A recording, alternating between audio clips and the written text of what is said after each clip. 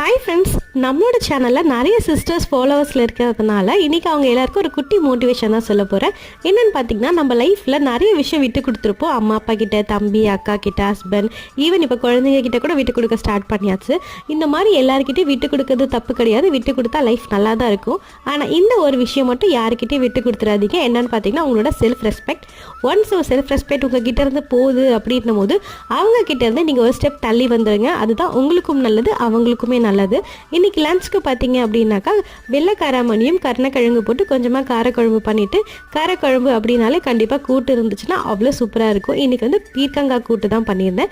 பீர்க்கங்காய் கூட்டு வந்து சிம்பிளாக பண்ணாலே ரொம்ப டேஸ்ட்டாக இருக்கும். எப்படின்னு பார்த்தீங்கன்னா, கொஞ்சமாக சிறும்பருப்பு, அப்புறம் வெங்காயம், தக்காளி, அப்புறம் பீர்க்கங்காய் சேர்த்து ஒரு பச்சை மிளகாய் போட்டு விசில் வச்சு எடுத்துட்டு, உளுத்தம் பருப்பு, கடுகு, கருவேப்பிலை, பூண்டு நசுக்கி போட்டு தாளிச்சிங்கன்னா அவ்வளோ சூப்பராக இருக்கும். கண்டிப்பாக ட்ரை பண்ணி பாருங்கள்.